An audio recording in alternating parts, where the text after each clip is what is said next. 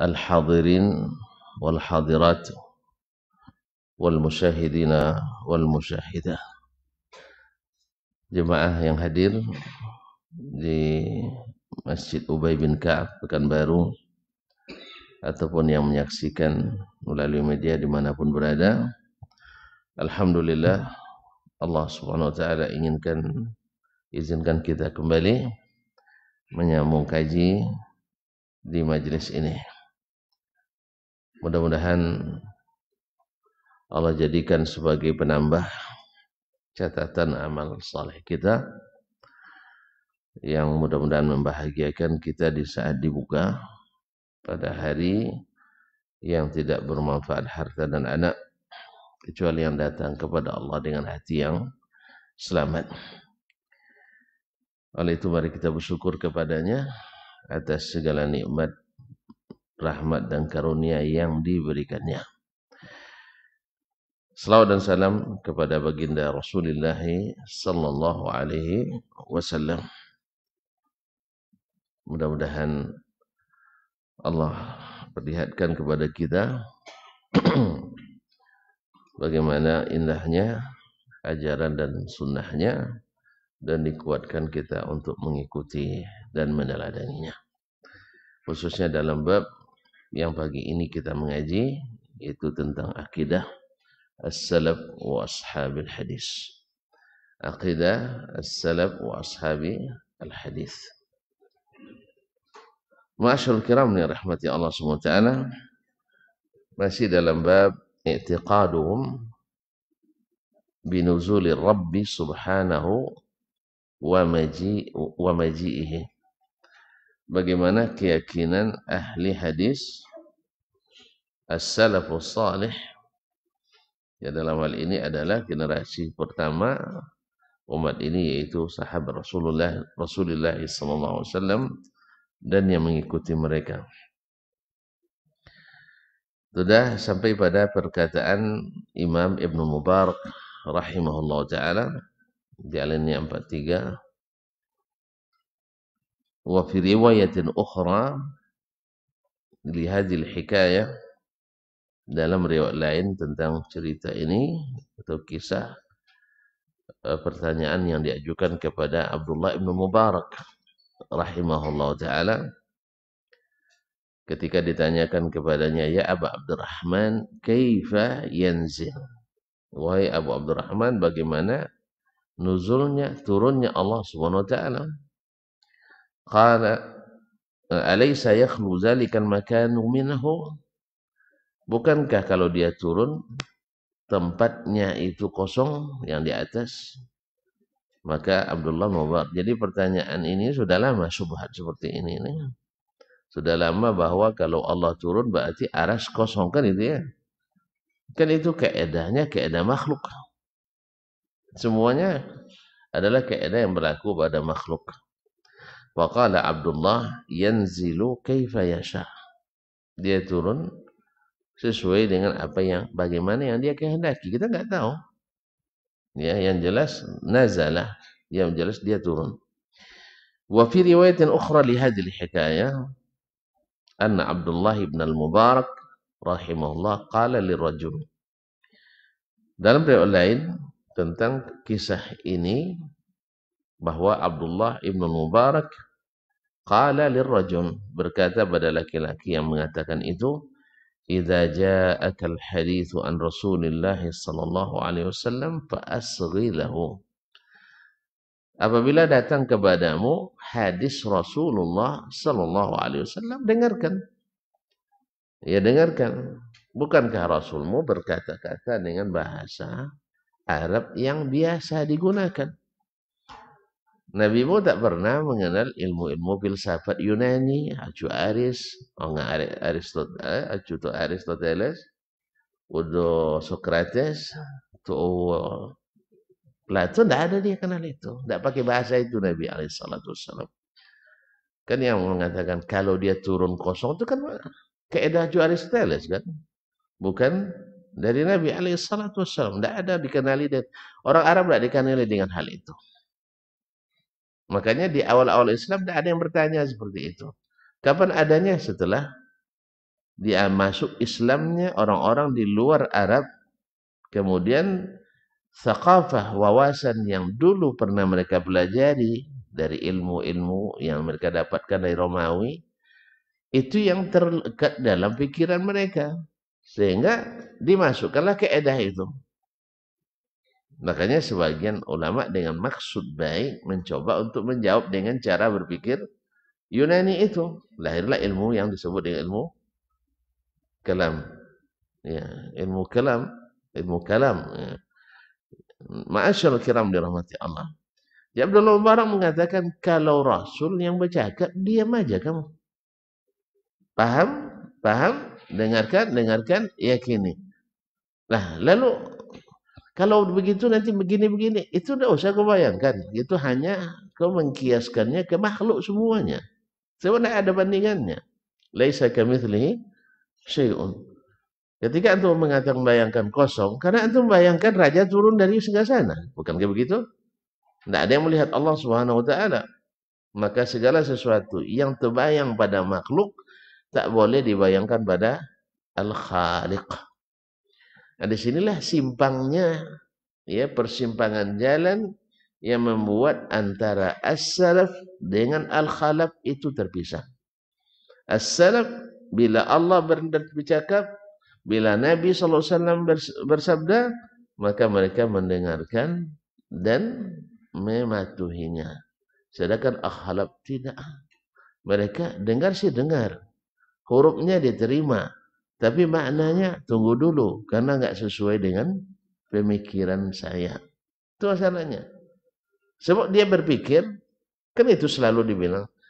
Dia dibilang, andainya orang salaf itu berpikir, kan itu ya. Berarti orang salaf tidak berpikir.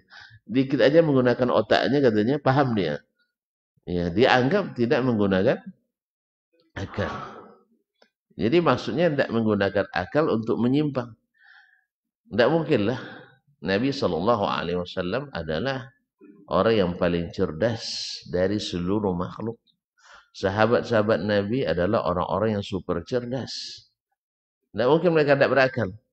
Tapi mereka tidak menggunakan seperti yang digunakan oleh keedah-keedah yang dipakai untuk makhluk tersebut. Kalau sudah pakai keedah makhluk, semua sifat tak akan bisa diterima. Ya kan? Bahkan nanti wujud pun tak bisa diterima. Akhirnya Allah tidak ada jadinya. Karena wujud Allah juga wujud, makhluk juga wujud. Sebagaimana dikatakan halillahu mawjud, dikatakan juga hal Muhammadun mawjud. Allah ada, Muhammad juga ada. Akhirnya kalau supaya nanti lari daripada tasbih, dibuang pula sifat wujud. Artinya akhirnya Allah tidak ada. Ma'asyarul kiram dirahmati Allah SWT. Ini berbahayanya mengkiaskan makhluk kepada mengiaskan al-khaliq, yaitu Allah, kepada makhluknya. Jadi bahasa tadi, kalau Allah turun pasti kosong arasy, itu semuanya membayangkan, kan itu kan? Karena membayangkan. Bahkan kalau Allah kan tidak bisa dibayang-bayangkan, karena tidak ada bayang-bayangnya. Jelas, jadi semuanya pasti karena membayangkan itu. Ma'asyarul kiram dirahmati Allah. Oleh sebab itu kata Abdullah Mubarak, bila datang kepadamu hadis Rasulullah sallallahu alaihi wasallam, dengarkan. Fa'asghilahu. Dengarkan dan maksudnya dengarkan dan patuhi. Berkata Imam Abu Usman As-Sabuni rahimahullah, wa sami'tul hakima Abu Abdillah. Saya mendengar Al-Hakim Abu Abdillah. Ini rahimahullah yaqul, berkata. Hakim terkenal ya, penulis kitab Al-Mustadrak ala Sahihaini. Salah satu kitab yang disebut dengan kitab sahih juga. Cuman beliau dalam kitabnya ini tasahulan katsiran. Beliau bermudah-mudah, tidak seperti Imam Al-Bukhari dan Muslim. Oleh sebab itu Al-Hakim membaca kitabnya tidak seperti kita membaca kitab Sahih Bukhari dan Sahih Muslim. Harus diteliti ulang kembali. Ya, karena apa? Karena tidak sedikit hadis yang dhaif disahihkannya juga. Bahkan ada sebagian ziyadatnya yang mungkar, bahkan palsu, disahihkannya juga. Karena tasahul tadi syaratnya terlalu mudah sehingga banyak yang lolos tanpa diperiksa. Allah musta'an. Tetapi tetap keimamannya Imam Al-Hakim tidak turun gara-gara itu.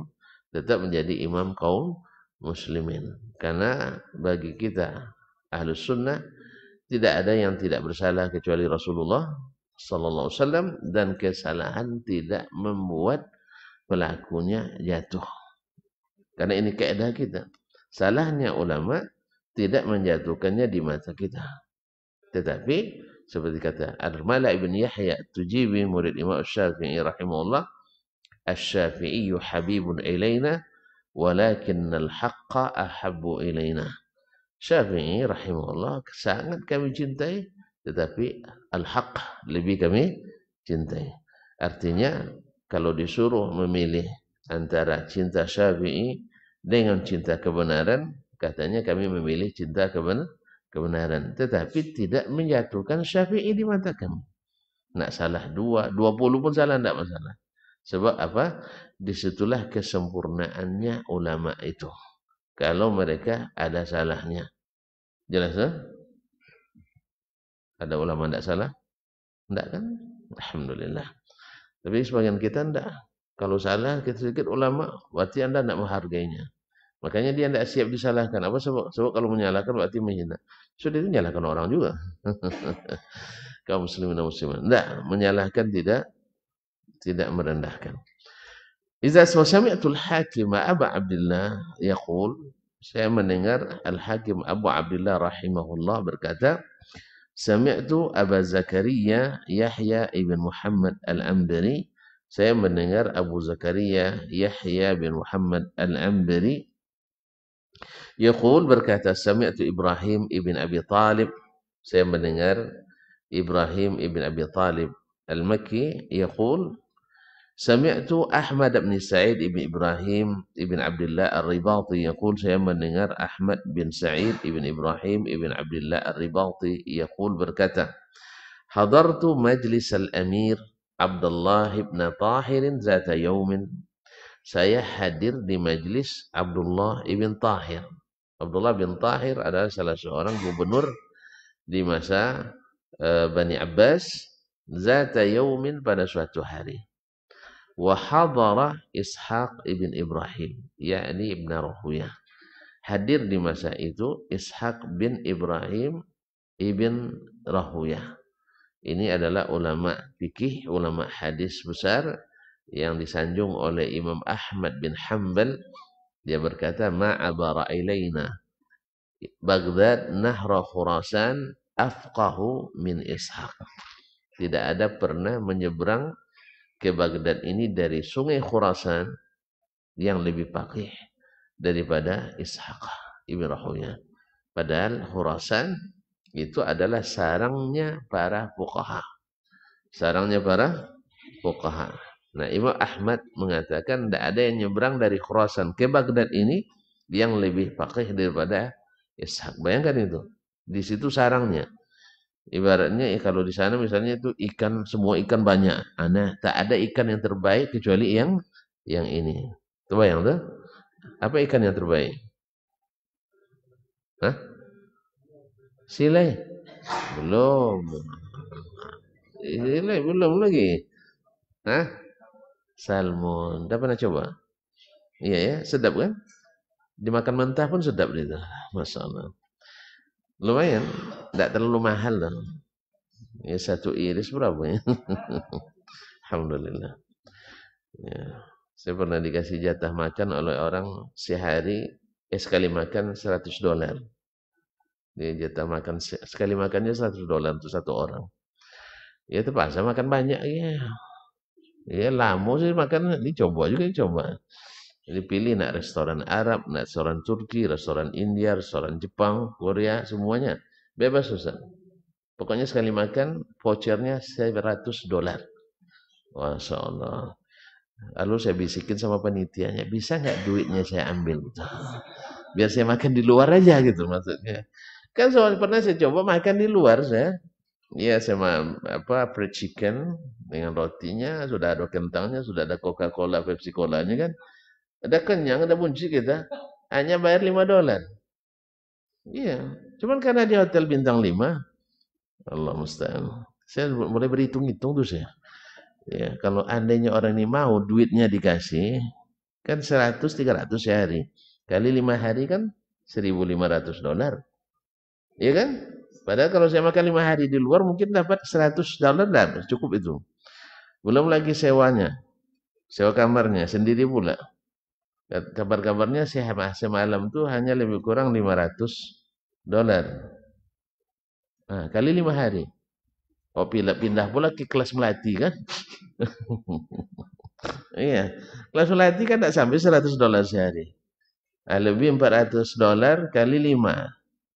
$2.000. Tambah uang makan tadi 1.500. Berapa Ustaz? Oh iya, masalah kaya saya pulangnya seharusnya. Tapi tidak boleh itulah, harus nikmati aja, terpaksa saya nikmati. Ya, di situlah saya makan salmon tuh. Kalau tidak bakal paling bocek gitu. Ya, jadi sering saya makan di situ. Nah, semua rasa itu saya coba. Nah, kecuali nak masuk waktu itu restoran Libanon waktu itu. Tapi pas masuk aromanya agak mencurigakan gitu. Iya, tidak jadi masuk saya. Aroma yang bikin pusing itu, bukan pesing tapi bikin pusing. Hah? Entah apa saya tidak tahu. Yang jelas mencurigakan tidak jadi masuk. Tidak jadi masuk. Alhamdulillah. Taib kaum muslimin dan muslimat. Balik sini. Ishaq bin Rahuya. Jadi di sarangnya fuqaha dia yang paling faqih. Kata Imam Ahmad yang datang ke Baghdad. Sehingga dalam mazhab Syafi'iyah ada istilah tariqatul Khurasaniyin dan ada tariqatul Misriyin. Jadi tariqatnya Khurasaniyin itu para pendahulu mazhabnya Imam Asy-Syafi'i itu ketika di Khurasan. Ma'asyal kiram dirahmati Allah. Nah, ini Ishaq bin Rahuya ini adalah orang yang paling faqih lahir di Khurasan yang pernah menyeberang ke Baghdad. Nah, fasu'ila an hadis nuzul. Ya, biar tahulah orang nanti, karena sebagian mengatakan ya bahwa mereka itu yang mengaku Allah turun, Allah di atas, itu orang yang klene-klene gitu ya. Ya, tahu klene? Apa bahasanya sih? Kroco-kroco, jadi bukan orang hebat, bukan biasa, enggak. Pokoknya enggak jalan utaknya lah, itu lebih kurang. Ya, biar saya tunjukkan, biar tahu kita bahwa mereka bukan orang biasa. Ya, gimana kita biasa? Sahabatnya begitu. Nah, jadi ini Ishaq bin Rahuya ketika ditanya an hadisin nuzul, ditanya tentang hadis nuzul. Nuzul apa? Nuzul Quran. Hah? Nuzulnya Allah, turunnya Allah. Yang sudah disebutkan kemarin, hadis Allah turun ke langit pertama di sepertiga malam terakhir. Nah, orang kan tidak percaya dengan itu. Sebab apa? Dia ngukur dengan makhluk. Apa sebabnya? Malamnya Tokyo dengan malamnya Manila beda. Malamnya Manila dengan Jakarta beda. Lalu sepertiga malam yang mana? Jadi Allah diukurnya dengan Pak Presiden. Ya, diukurnya Allah dengan raja, dengan sultan, dengan kaisar. Akhirnya ini hasilnya. Tidak mungkin.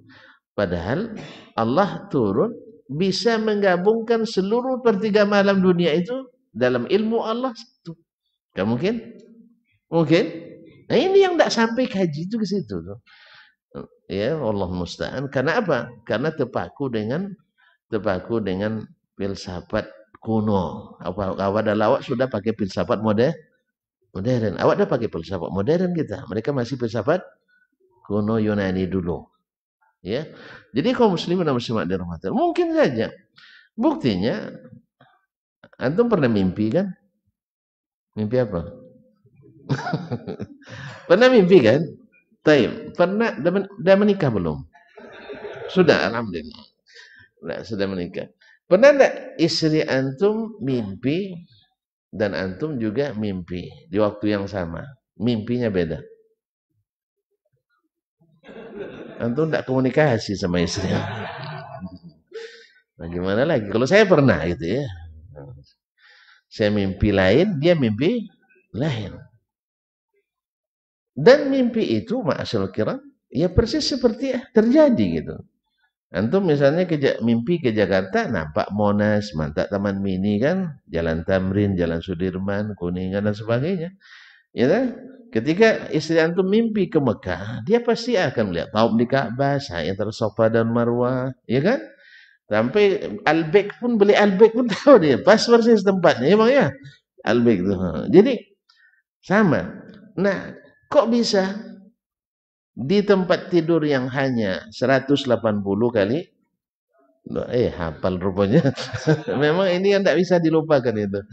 Iya, hanya 180 kali 200 cm itu bisa antum melanglang buana saya ke Jakarta, istri saya ke Makkah. Nah, itulah sebabnya. Mungkin saya pas mau tidur mikir Jakarta. Dia mau tidur mikir mikir Makkah. Maka akhirnya kami mimpi beda. Ya karena lain pikirannya, akhirnya tidur adu punggung. Satu mengarah ke kiblat, satu mengarah ke nah. Ma'asyarul kiram dirahmati Allah. Nah, mungkin terjadi, mungkin. Nah, kenapa di ilmu Allah tak mungkin alam? Kan alamnya sudah bukan di luar alam. Antum yang bilang Allah itu tidak di dalam alam dan tidak di luar alam. Artinya tidak dihukum dengan ruang, waktu dan tempat. Alhamdulillah. Kenapa dihukum dia dengan ruang, waktu dan tempat? Dia turun. Turun kan? Taib. Lalu kita ukur dia dengan ruang, waktu dan tempat kita. Tokyo tempat kita atau tempat Allah? Saya ulang kembali. Tokyo, ini ruang tempat siapa ini? Makhluk atau Khalik? Makhluk. Jakarta? Makhluk. Washington? Makhluk. Rio de Janeiro? Di mana tuh, Ustaz? Tidak tahu dia. Hah? Nah, taib. Anak udah sebut-sebut aja biar agak kelihatan maju dikit kan. Nah. Kaum muslimin dan muslimat. Semua itu ruang dan waktu manusia, makhluk. Di sini kelemahan antum mengukur Allah dengan ruang makhluk, ruang waktu dan tempat makhluk. Padahal Allah katanya laisa lahu makan. Allah tidak memiliki tempat. Dan kita sama dalam hal ini. Ya, kita katakan Allah memang tidak bertempat, tidak diukur dengan ruang waktu dan tempat. Tetapi dia bilang turun, bagaimananya? Kita nggak tahu. Jelas? Nah, ketika kita ukur oleh saudara-saudara kita ini dengan Tokyo, dengan Jakarta, dengan Washington, dengan Manila, dengan apa tadi terakhir? Rio de Janeiro. Ya. Nah, atau Buenos Aires. Di mana, Sir? Brazil, taib. Argentina, Masya Allah. Dah mulai lupa nih. Baik, kaum muslimin. Ini kan semua ruang waktu dan tempat makhluk. Lalu Allah ukur Allah dengan itu, maka antum dustakan. Mohon maaf ya, antum dustakan makna ini, makna hakikinya. Pindah ke makna yang majazi, yaitu yang turun rahmatnya. Taib, memangnya hanya sepertiga malam aja turun rahmat Allah? Hah? Rahmat Allah turun sepanjang masa. Pagi, siang, sore, malam, turun semuanya. Apa istimewanya hadis ini? Berarti Nabi sia-sia aja bilang. Dan tidak mungkin Allah dan Rasulnya menyampaikan sesuatu agama ini sia-sia. Ma'asyarul kiram. Nah, lihat Ishaq bin Rahuya rahimahullah, faqih afqahu ahli Khurasan. Dia bilang, "Wa asahihun wa qala na'am." Hadis ini sahih. Ya, hadis ini sahih. Wa qala lahu ba'du quwadi Abdullah. Ya, sebagian dari panglima, yaitu jenderal-jenderal yang hadir pada waktu itu, yaitu kan gubernur tadi. Kalau gubernur dulu kan wilayahnya lebih besar Indonesia nih kadang. Nah, itu satu gubernur itu. Misalnya Mesir itu diperintah oleh seorang gubernur. Syam itu sekarang 4 negara. Syria, Palestina, Lebanon, Jordan. Itu dulu gubernur yang perintah. Satu gubernurnya. Kalau kita gubernur kan kecil sekarang kan, tapi orangnya ramai. Nah, dulu luas orangnya sedikit. Mana yang bagus? Luas orangnya sedikit atau kecil orangnya ramai? Luas orangnya sedikit sehingga banyak duitnya. Ya, sekarang orang ramai duit sedikit jadinya. Allah musta'an. Makanya orang nak buat program KB itu karena itu. Ya. Iya, supaya nanti awak nak jadi gubernur tapi jangan banyak ngurus yang banyak. Nah, ya. Allah musta'an. Baiklah kaum muslimin dan muslimat dirahmati Allah. Jadi sebagian panglima yang hadir kuat jamu qaid itu para pemimpin-pemimpin yang hadir di tempat itu, yaitu para panglimanya Abdullah bin Tahir gubernur tadi. Qala ya Aba Yaqub, wahai Abu Yaqub, yani ini kunyah Imam Ishaq bin Rahoya. Ya Aba Yaqub, atazumu anna Allah yanzilu kulla lailah? Kamu mengklaim bahwa Allah turun ke langit pertama setiap malam? Dikiranya ini klaim daripada Ishaq bin, dia sudah bilang hadis tadi kan, tapi belum juga percaya orang tuh. Nah, sebab di Bani Abbasiyah, tuan-tuan kan tahu sendiri, Mu'tazilah sangat dekat dengan pemerintah, dengan khalifah waktu itu. Sampai-sampai Imam Ahmad dipaksa oleh khalifah, 4 khalifah untuk mengakui akidahnya Mu'tazilah. Dan catat bahwasanya Mu'tazilah menuduh Imam Ahmad ahli bid'ah. Terus Imam Ahmad menghukum mereka ahli bid'ah. Sebagian orang kan, kalau ini menuduh yang itu ahli bid'ah, ini menuduh ahli bid'ah, siapa yang bid'ah katanya? Antum jangan bingung. Balik kepada balik kepada dalil. Balik kepada dalil. Mereka semuanya punya dalil. Betul. Maka ukur kesahihan dalilnya. Dalilnya semua sahih. Ukur mana yang tepat istidlalnya. Makanya kaum muslimin dan muslimat, betul kata Ibnu Qayyim rahimahullah, orang yang mengambil ilmu dari sumber aslinya, dia tidak bingung. Sabat. Kokoh. Tapi yang ngambil ilmu min jarayanihi, dari aliran-alirannya, dia akan bingung. Akhazathu amwajul fitani wasyubuhat. Dia akan tenggelam oleh fitnah syubhat. Gelombang fitnah dan syubhat. Ya, misalnya sekarang dalam suatu masalah hukum fikih misalnya, yang mengatakan kunut bid'ah, yang mengatakan tidak kunut bid'ah. Baik, berarti semua membid'ahkan. Ya. Antum melihat pendapat ini mengatakan ini bid'ah, sebaliknya ini menuduh ini bid'ah, lihat dalilnya. Oh, semua pakai dalil, periksa dalil masing-masing. Ya, oh saya tidak pandai, tanya ke ulama. Jelas. Oh tidak tahu juga caranya. Kalau tidak mau tanya, antum makanya bingung nanti. Iya kan itu, makanya bertanya. Kalau tidak bingung antum. Sebab sumber aslinya kan ada. Rasulullah SAW telusuri itu. Kalau tidak pandai, tanya ke yang pandai. Orang yang mengambil dari aliran-aliran bingung dia. Berarti siapa yang kita putuskan bid'ah? Gitu ya. Tidak bisa dia memutuskan. Tapi yang kembali kepada khazal ilma min ainil ilmi, dari Al-Quran dan Sunnah, dia tidak perlu bingung. Tidak perlu bingung. Ma'asyarul kiram dirahmati Allah. Nah, jadi Imam Ahmad dituduh bid'ah oleh ahli bid'ah. Ahli bid'ah nuduh Imam Ahmad ahli bid'ah. Imam Ahmad disesatkan oleh orang yang sesat. Maka saya katakan selalu, orang yang sesat tak sadar dia sesat.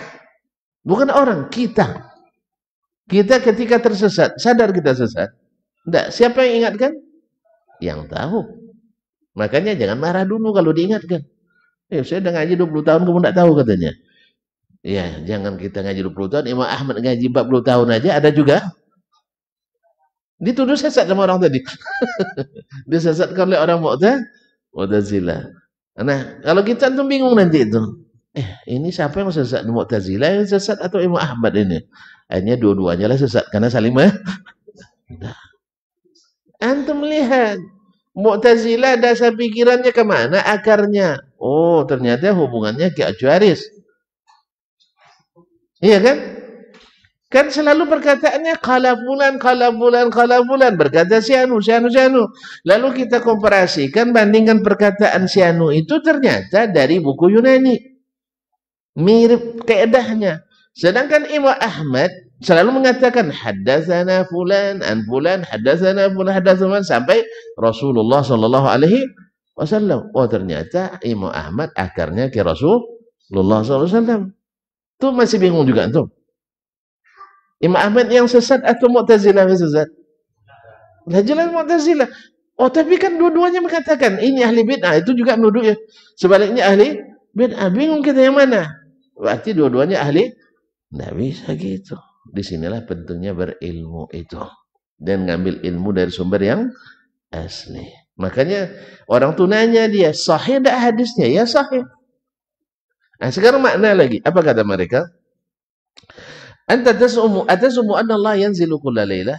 Kamu mengklaim bahwa Allah turun setiap malam? Qala na'am. Betul. Coba bahasanya taz'umu. Kalau az-za'mu itu pada umumnya kan sesuatu yang diragukan. Jadi mereka menggunakan kalimat meragukan. Tapi Imam Ishaq enggak. Dia anggukkan. Benar saya mengatakan itu. Lalu qala kaifa yanzil. Yang bertanya dari jenderal tadi, dia bilang, lalu bagaimana turunnya? Kan itu yang selalu terbayang. Yang bikin kita tidak terima itu selalu membayangkan bagaimananya. Kan pernah Anda ceritakan di sini kepada tuan-tuan dan perempuan di sini, ada mahasiswa saya bertanya, Ustadz, yang mencabut nyawa itu kan malaikat maut. Iya. Iya. Kan betul ya? Semua sepakat nih, yang mencabut nyawa, malaikat maut. Nah Ustadz, di jam 8 tadi, jam 8.00 ada orang mati di Siak karena dia orang Siak aslinya. Dia dari Bungaraya. Tahu Bungaraya Siak? Jadi bilang di Siak jam 8.00 ada yang mati. Di jam yang sama, menit yang sama, detik yang sama ada pula yang mati di Pekanbaru. Lalu bagaimana Ustaz? Lalu saya jawab, saya tidak tahu. Saya belum pernah bertemu malaikat maut. Ini jawaban yang logis kan? Saya nggak tahu karena nggak pernah bertemu malaikat maut. Sebab kalau ketemu, kita nggak balik lagi di sini.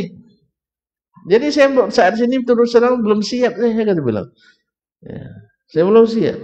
Kamu mau ketemu? Enggak Ustaz katanya. Ya kalau nak ketemu kamu biar nak tahu bagaimananya, ketemu dulu. Biar tahu. Jelas ya? Maka saya tidak tahu saya bilang. Ya, Ustaz ya? Cuman kalau boleh saya menggunakan mengira-ngira, kan ilmu kira-kira jadinya ya bagaimana kinerjanya, cara kerjanya, SOP-nya, lalu saya buat apa analogi, karena ini kan makhluk, masih makhluk kan. Kalau kamu pikirkan seperti saya tukang cabut nyawa, tentu saya kalau dari Siak ke Pekanbaru nunggu travel dulu. Kan itu perjalanan Siak ke sini berapa jam? Apalagi kalau lewat Lubuk Dalam. Lubuknya dalam-dalam. Ya waktu itu, sekarang tidak tahu lama tidak lewat. Ya dulu Lubuk Dalam tuh memang persis lubuknya dalam-dalam di situ. Lama jalannya. Kalau itu yang kau bayangkan, maka engkau akan menolak itu.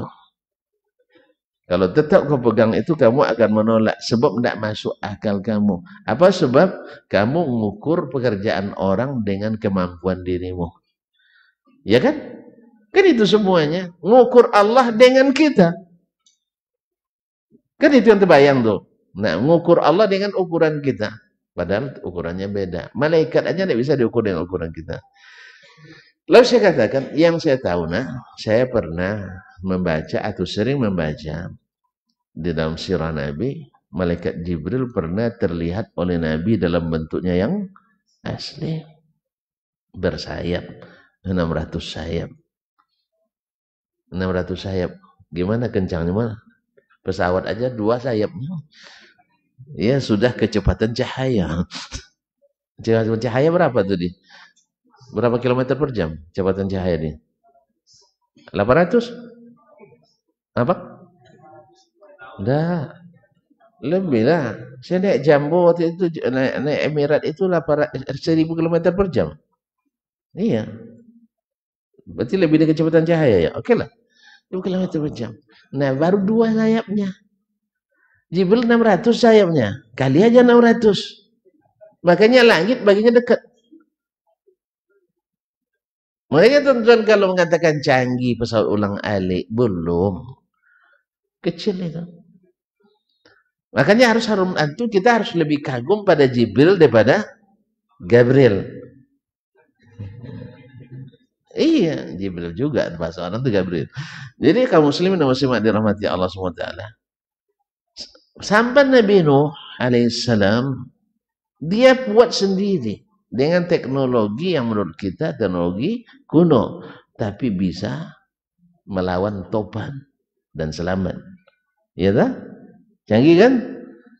Antum kagum dengan kapal Titanic. Apa? Titanic. Oh, salah. Segala Titanic tadi. Nah, kapal Titanic. Akhirnya tidak kuat melawan batu karang atau es. Jadi antum harus kagum pada Nabi Nuh, jangan pada Noah. Jelas? Ini tidak kagum pada Noah, tapi tidak kagum pada Nabi Nuh alaihissalam. Canggih mereka karena di bawah di bawah pengawasan Allah Tabaraka Taala. Oleh sebab itu kaum muslimin muslimat, orang beriman itu ya tidak pernah kagum kecuali yang memang patut dikagumi. Sehingga kagumnya umat Islam itu dan orang beriman itu mendatangkan pahala, bukan datangkan dosa. Baik, kita dia. Jadi ketika dibayangkan bagaimana turunnya, yang cerita tadi, saya katakan, malaikat di dalam bentuk asli dari ufuk timur sampai ke ufuk barat. Coba tengok tuan-tuan, ufuk timur sampai ke ufuk barat. Kira-kira Siak jauh nggak? Hah? Kalau malaikatnya sebesar itu, Siak Pekanbaru jauh? Nggak perlu berjalan, gini aja saya sampai. Nah, apa tidak paham kan? Saya bilang, oh, ya Ustaz katanya. Jadi masih ragu dengan pekerjaan malaikat maut. Nah, kalau masih ragu, memang harus penelitiannya langsung bertemu. Ya wawancara langsung. Mau saya bilang. Lalu saya buat analogi lain lagi. Karena ini makhluk sama makhluk kan boleh aja beranalogi gitu kan. Ini meja Ustadz ini. Kalau saya letak semut, berapa ekor muat? Tentu tidak terhitung berapa ramainya kan. Nah andainya Ustadz, anggap saya sekarang malaikat mautnya, nak mematikan semut ini 50 sekali matikan. Bisa nggak? Bisa sekali. Karena jarak saya ke semut dekat sekali. Tapi jarak semut ke saya jauh sekali. Perlu musafir. Jamak qasar dia itu. Iya, belum lagi berjalan dah sampai dah kena tindis nih ya. Nah, jadi oleh itu kaum muslimin dan muslimat, karena makhluk bisa kita analogikan. Walaupun sebenarnya analogi yang kurang tepat juga. Pasalnya apa? Mereka makhluk gaib, kita makhluk nyata. Mengkiaskan yang nyata ke yang gaib atau yang gaib ke yang nyata, kemungkinan margin errornya tinggi. Ya kan? Apalagi Allah kepada makhluk. Di sinilah sekali lagi simpang yang memisahkan pemahaman as-salaf dengan pemahaman al-khalaf. Mereka memaksakan kaidah makhluk digunakan untuk mengenali al-khaliq. Akhirnya sehingga sifat-sifat itu banyak yang dirubah-rubah. Ya. Sehingga nanti memaksakan pula bahwa sahabat ahli ta'wil atau sahabat ahli tafwid. Tafwid artinya tidak tahu arti. Berarti sahabat harus belajar bahasa Arab lagi ke pondok pesantren. Nih, belajar pondok pesantren di Bangkinang atau ke Jawa kan, biar tahu makna bahasa Arab yang bagus itu. Nah, iya, kita sekolahkanlah sahabat lagi ke pesantren. Ma'asyarul kiram dirahmati. Jadi sahabat tahu hurufnya, tak tahu maknanya. Ini tafwid namanya. Oh enggak, sahabat tahu maknanya, cuman bukan itu yang dimaksud, tapi makna majazinya. Makna majazinya. Apa dalilnya? Oh, ada satu ayat ditakwilkan oleh sahabat, sehingga semua ayat mesti takwilkannya. Tidak bisa begitu. Kita ingin setiap ayat itu ada takwil apa tidak? Artinya ketika masalah yad misalnya, takdirkan dengan kekuatan atau dengan kemurahan. Misalnya, mana satu huruf dari Nabi, dari sahabat yang menakwilkan ayat itu di situ. Karena tidak berlaku analogi-analogi. Semua analogi semuanya barang yang bisa dilihat, bisa didengar, bisa diukur. Kalau tidak, Allah tak bisa dianalogikan kepada makhluk. Jadi simpang kita jelas ya. Simpang kita jelas. Jadi kalau kelihatan nanti ajak kembali ke simpang itu. Jangan biar yang terlalu jauh apanya terkesasarnya. Jadi kalau kau kesasarnya nanti akhirnya tak satu pun sifat Allah diterima sampai wujud pun nanti akan dihapus. Apa sebab? Takut tasbih. Ya, takut menyerupai makhluk. Karena makhluk mewujud, Allah mewujud, nanti takut tasbih akhirnya Allah tidak ada. Nah, kan bahaya nih. Kalau Allah tidak wujud berarti Allah tidak ada. Ma'asyarul kiram dirahmati Allah. Kaifa yanzil? Faqala lahu Ishaq. Bagaimana turunnya? Faqala lahu Ishaq. Imam Ishaq bin Rahuya mengatakan, "Athbithu fawq hatta asifa laka nuzul." Pertama, kamu yakin tidak dia di atas dulu, sehingga baru saya katakan bagaimana dia turun. Jelas? Karena kalau dia tidak yakini Allah di atas, gimana dia meyakini turun? Kan yang mengingkari turun ini kan rata-rata kan tidak yakin Allah di atas. Jelas? Yang tidak yakin Allah turun pasti tidak yakin Allah di atas. Kita lihat hari ini yang mengingkari Allah turun, semuanya pengingkar Allah di atas. Dalilnya sama. Kalau di atas serupa dengan makhluk, membutuhkan tempat. Dan ini sudah terlalu sering dibantah oleh para ulama kita, bahwa tidak semua yang di atas membutuhkan yang di bawahnya. Dan Allah a'la wa a'zam. Walaupun di atas arsy, tapi tidak membutuhkan arsy. Tapi dia bilang dia di atas. Lalu gimana dia mengawang-awang itu? Antum tidak perlu tahu. Kata tadi saya bilang malaikat ini kita tidak tahu. Kalau tidak berani dulu, atau tidak berani naik ke atas arsy dulu, kan mati dulu ya. Nah, bawa berpulang ke rahmatullah biar tahu nanti. Oh ternyata Allah di atas. Ini Al-Quran dan hadis-hadis sahih. Kata Ibnu Qayyim lebih dari 2000 dalil yang mengatakan Allah di atas. Kalah oleh keedah analogi tadi. Kalau di atas mesti memulai tempat. Allah musta'an. Faqala lahu ar-rajul athbattuhu fawq. Dijawab oleh tentara tadi, oleh jenderal tadi, ya saya yakini dia di atas. Entah karena dalam bahasa berdebat, kadang-kadang orang tidak meyakini tapi dia akui. Oke, saya yakin dia di atas. Lalu bagaimana turunnya? Kan itu kan? Awalnya dia tidak ngaku Allah di atas, tapi karena Ishaq bin Rahuya mensyaratkan, tolong dulu yakini Allah di atas atau tidak. Dia bilang saya yakini dia di atas. Nah, sekarang tunjukkan bagaimana dia turun itu. Faqala lahu Ishaq. Qala Allah azza wa jalla. Ishaq bin Rahuya kan ulama tentu berdalil. Dia membaca ayat. Wa jaa rabbuka wal malaku saffan saffa. Hari kiamat itu nanti Rabbmu datang. Berarti ada sifat datang. Yang sebagian kita tidak boleh, jangan diterjemahkan pokoknya jaa sajalah, tidak ada maknanya. Itu tafwid. Atau boleh jaa dengan makna datang, tapi syarat maknanya bukan Allah, tapi rahmatnya. Pada hari kiamat nanti bukan rahmat aja datang, azabnya juga datang kan? Jelas ya? Dan kemudian menghilangkan makna wal malaku saffan saffa. Allah datang, malaikat bersaf-saf. Bersaf-saf ngapain? Ya menyambut. Tapi kalau dimaknakan rahmatnya datang, apa yang disambutnya?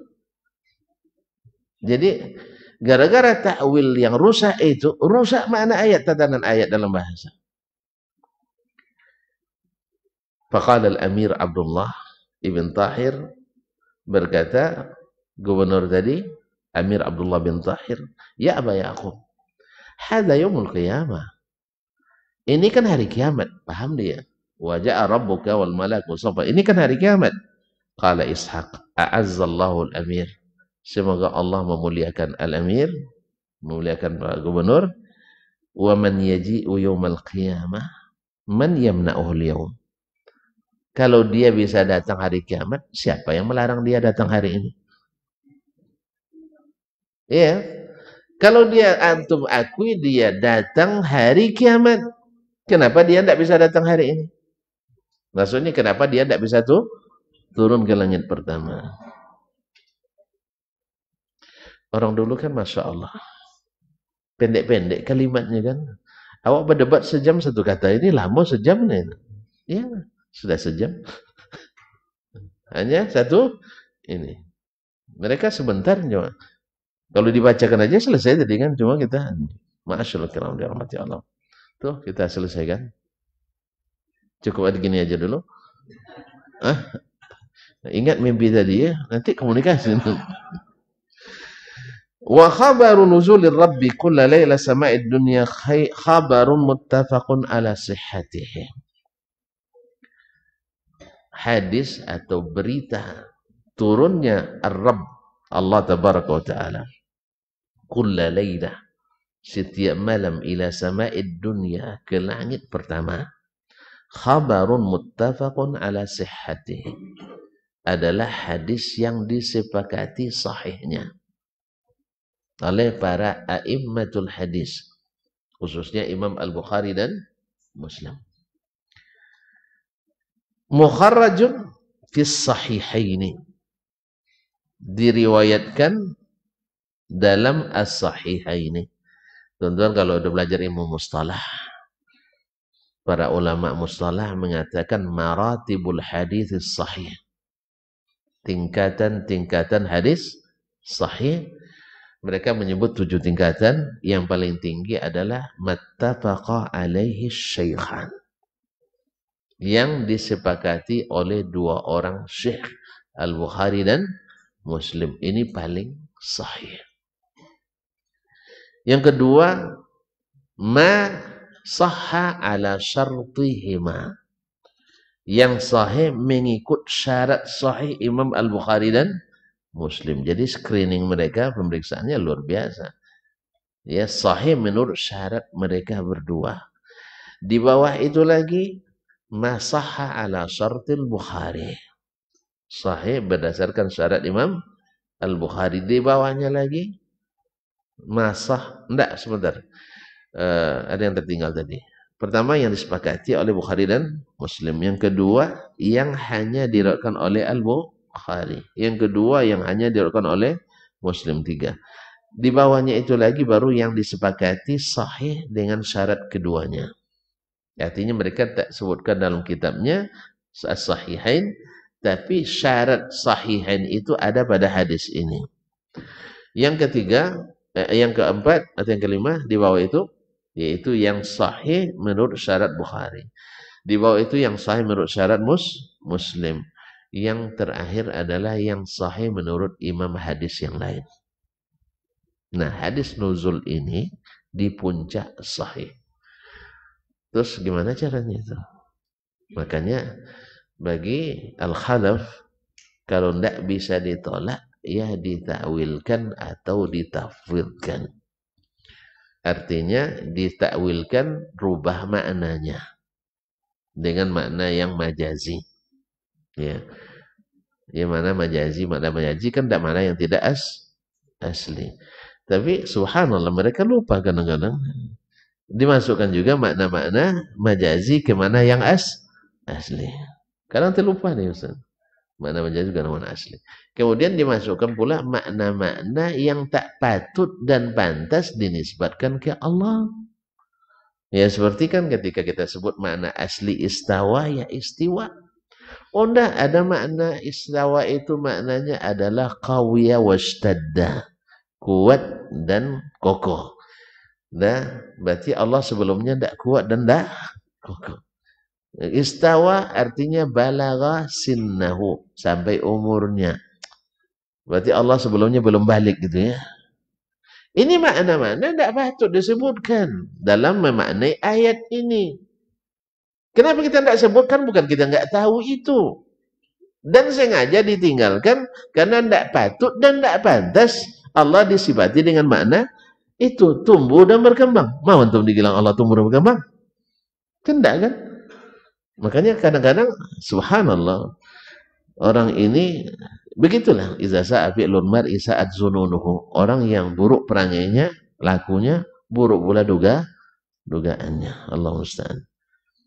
Jadi kadang-kadang kalau orang yang tidak paham selalu duduk orang yang tidak paham. Kalau orang terlalu sering bilang orang antum tidak paham, sebenarnya dia yang kurang paham atau gagal paham kadang. Makanya kita jangan gunakan kata-kata itu dah. Ya bilang aja. Sampaikan paham tidak paham, nanti kita pahamkan. Ma'asyiral kiram. Nah, hadis ini mukharrajun fi sahihaini. Diriwayatkan dalam kitab As-Sahihaini min tariqi Malik ibn Anas. Dari jalan Imam Malik bin Anas. Jadi perpustakaan sanadnya ada pada Imam Malik bin Anas. Imam Malik bin Anas kenal kan? Malik bin Anas ibn Malik ibn Abi Amir al-Asbuhi al-Himyari thummal Madani, Imamu Daril Hijrah. Salah satu dari imam mazhab yang 4 yang sangat terkenal. Nah, Az-Zuhri, dari Az-Zuhri, dari Imam Az-Zuhri. Imam Az-Zuhri antum tahu sendiri, salah satu dari 6 tabi'in yang menjadi perpusaran sanad hadis. Di masa tabi'in itu ada 6 ulama hadis yang mayoritas sanad melalui mereka. Ya, artinya semua yang yang diriwayatkan atau hampir semua yang diriwayatkan orang ada pada mereka, dan tidak sebaliknya. Di Basrah ada 2. Mulai Madinah lah dulu Ustaz, dia masa langsung ke Basrah aja tuh. Madinah lah dulu enggak? Hah? Langsung ke Basrah? Antum masalah pro Irak nampaknya. Baik, Basrah. Basrah ada Qatadah ibn Anas As-Saddusi. Yang kedua Yahya ibn Abi Kathir Al-Yamami thumma Al-Basri. Terus setelah Basrah mana lagi? Ada 2 tuh. Balik ke Makkah. Nak langsung ke Kufah. Masya Allah, ke Kufah dulu. Kufah ada Sulaiman bin Mahran Al-Kahili Abu Muhammad Al-Kufi yang dikenal dengan Al-A'mash. Yang kedua Abu Ishaq As-Sabi'i. Abu Ishaq As-Sabi'i, Amr bin Abdullah As-Sabi'i, dikenal dengan Abu Ishaq As-Sabi'i. Baliklah ke Mekah dulu ya. Mekah adalah Amr ibn Dinar. Amr ibn Dinar Al-Makki. Dan yang paling besar di antara mereka adalah yang di Madinah juga. Ini ada rasis juga sedikit ya. Ta'assub ke Madinah nampaknya. Mentang-mentang tamat Madinah. Ya apa boleh buat. Keutamaan Madinah itu memang sempurna. Ya setelah Makkah. Dan bahkan ada istimewanya Madinah yang tidak dimiliki oleh Makkah. Kalau sudah disebut keutamaan, utama lebih Makkah. Tapi terjaganya Madinah lebih terjaga, lebih steril. Tidak apa-apa Ustaz ya. Saya sebutkan lah ya. Yaitu Imam Az-Zuhri rahimahullah ta'ala. Imam Az-Zuhri. Sepakat enggak bahwa Imam Az-Zuhri lebih hebat dari Qatadah? Sepakat kan? Lebih hebat dari Amr bin Dinar? Sepakat. Lebih hebat dari Al-A'mash. Berarti Madinah. Karena memang pertama kehebatan yang Allah berikan pada beliau. Yang kedua memang posisinya di ibu kota Islam. Di hulunya Islam. Makanya hulu biasanya lebih, bukan tinggi, lebih jernih. Kan lebih jernih hulu. Atau lihat Sungai Kampar sekarang. Keruh kan? Kalau pergi ke hulu, lebih keruh lagi. Insya Allah di hulu biasanya jernih. Apalagi di mata airnya langsung. Ya.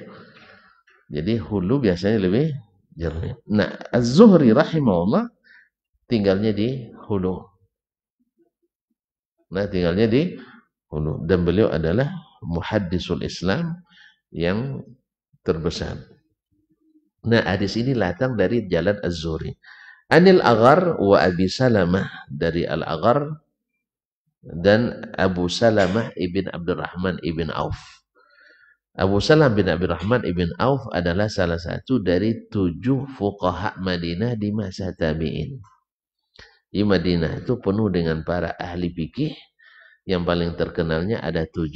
Salah satu dari yang 7 adalah Abu Salamah ibn Abdurrahman ibn Auf. Oh, ternyata anak konglomerat bisa jadi ulama. Nah, ini kan kita mentang-mentang kaya, anak mesti jadi ulama. Tidak ada masalah itu. Ya, Imam Yahya bin Ma'in itu ditinggalkan oleh orang tuanya kekayaan hanya lebih kurang 350.000 dinar. Kalau dikonversikan dengan rupiah berapa tuh? Sekitar 700 miliar. Habis semuanya untuk menuntut ilmu. Kaya-kaya orang itu dulu. Habis untuk ilmu.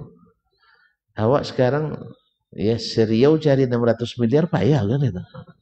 Oh, ini seorang menghabiskan untuk ilmu 700 miliar. Jadi kan antum bilang mahal uang sekolah di pondok sekarang, uang masuk 25 juta dan sebagainya. Orang kaya ngomong gitu, berarti tidak sadar nilai ilmu. Tapi kalau orang miskin, iyalah macam kita.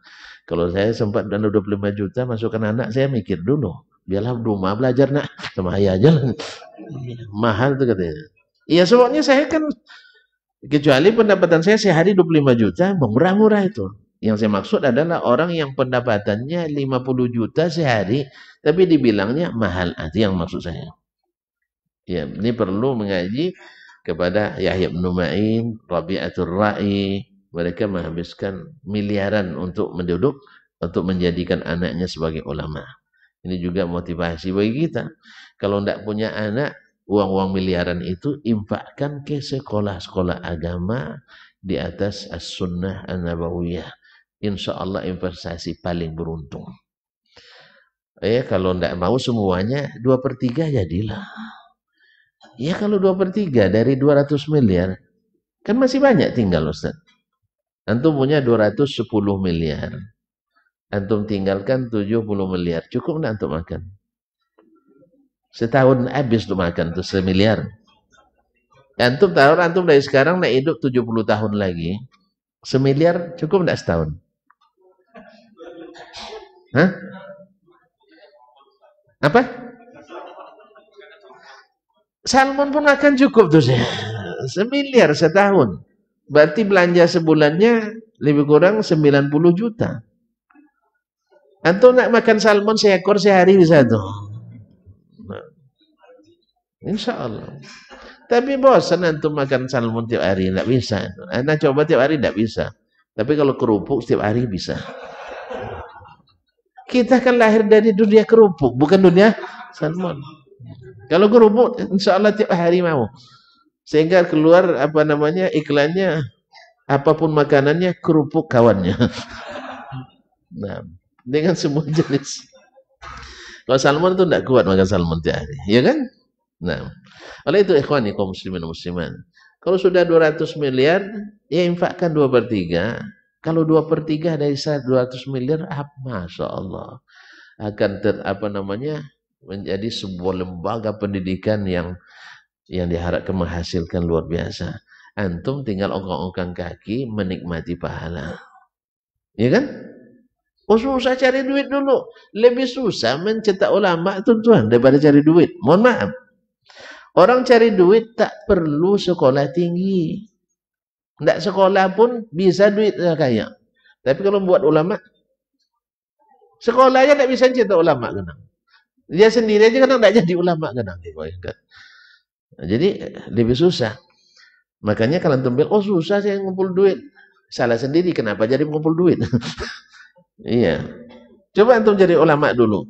Jangan cari ilmu. Tidak kaya juga, itu masalahnya. Oleh sebab itu, maka sekarang ada kesempatan emas bagi kita, gunakan untuk itu.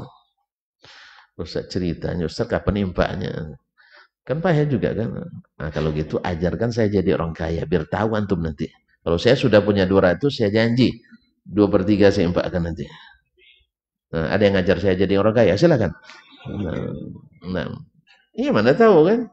Saya ingin sekali, tidak pernah mencoba. Dan 4 kali saya coba jadi orang kaya, come kaya aja terus.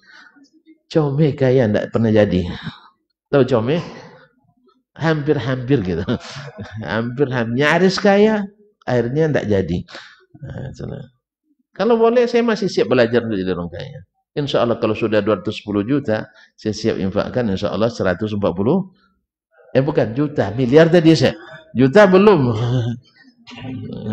Juta belum saya.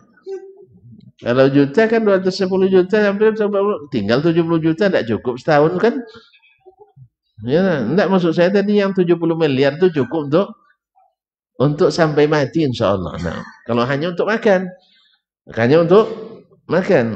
Tapi kalau untuk nak kawin cerai mah tidak cukup memang. Kawin cerai tidak cukup. Nah. Tapi kaum muslimin dan muslimat dirahmati Allah, dari Abu Salamah, ini Abu Salamah anak orang kaya Abdurrahman ibn Auf, yang sahabat yang dijamin masuk surga. An Abi Hurairah, dari Abu Hurairah.